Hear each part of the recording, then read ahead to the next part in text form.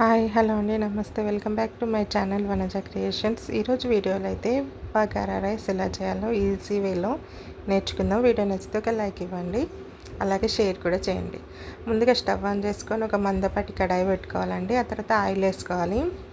ఇందులో అయితే బగారా ఆకు ఉంటుంది, దాల్చిన చెక్క, సాజీరా, ఇలాచి, లవంగాలు. నేనైతే కొన్ని 2-3 మిరియాలు కూడా వేసాను. సో ఆయిల్ వేడెక్కాక ఇప్పుడు నేను చెప్పినవన్నీ వేసుకొని మంచిగా వేయించుకోవాలండి. ఆ తర్వాత సన్నగా తరిగి పెట్టుకున్న పచ్చిమిర్చి ఏమో పొడుగ్గా చిలికల్లాగా తీసుకోవాలి. తర్వాత ఉల్లిపాయలు ఏమో సన్నగా తరిగిన వేసుకోవాలి. ఇవి మంచిగా వేగాలండి.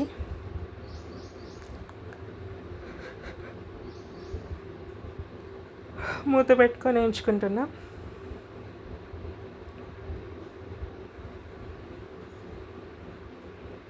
మంచిగా ఎగిపోయినాయి. ఇప్పుడు అల్లం వెల్లుల్లి పేస్ట్ వేస్తున్న ఒక స్పూన్ అంతా. మీరు ఎక్కువ క్వాంటిటీలో రైస్ చేసుకున్నట్లయితే ఇంకొంచెం ఎక్కువ వేసుకోండి, మంచి ఫ్లేవర్ వస్తుంది రైస్కి.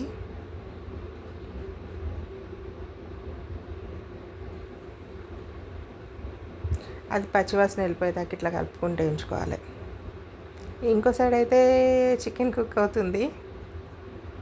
చికెన్ నార్మల్గా అందరు చేసినట్టే నూనె వేసి ఓల్ గరం మసాలా వేసేసి అవి వేగినాక ఉల్లిపాయ పేస్ట్ వేసిన, కొన్ని ఉల్లిపాయ ముక్కలు కూడా వేసిన. ఆ తర్వాత చికెన్ వేసిన, ఉప్పు, కారం, గరం మసాలా, చికెన్ మసాలా, ధనియాల పొడి అట్లా వేసి కొన్ని వాటర్ వేసి ఉడకబెడుతున్నాను అన్నమాట చికెన్ అక్కడ. ఇప్పుడిగా బాస్మతి రైస్ ఒక 4-5 టైమ్స్ మంచిగా నీట్గా కడుక్కొని నానబెట్టుకున్నాను. ఒక 1/2 అవర్ ముందు నానబెట్టుకోవాలి. సో ఇక్కడ మనకు ఉల్లిపాయలు వేగిపోయినాయి కదా, వాటర్ వేసేసుకొని సాల్ట్ వేసేసుకున్నా, కొంచెం ధనియాల పొడి వేసిన అందులో కూడా. ఇదేమో బిర్యానీ కోసం మ్యారినేట్ చేసి పెట్టిన అండి చికెన్ని, నైట్ బిర్యానీ చేద్దామని చెప్పేసి.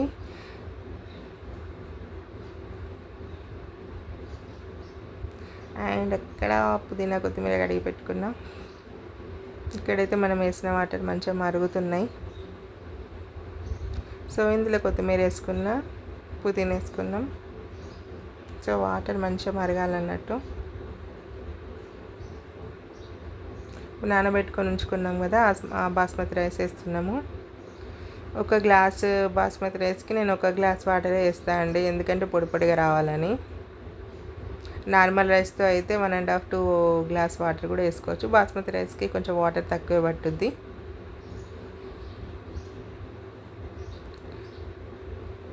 ఎక్కువసార్లు కలపొద్దు, మనకి రైస్ అనేది విరిగిపోద్ది అన్నది, డెలికేట్గా ఉంటుంది బాస్మతి రైస్.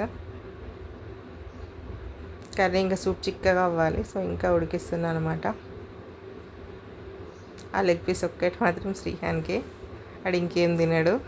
అయితే వాడే తీసుకొచ్చిండు షాప్కి వెళ్ళి, 2 తీసుకొచ్చిండు. ఒకటి మధ్యాహ్నం కంట, ఒకటి నైట్ కంట. 2 పీసులు తెచ్చుకున్నాడు.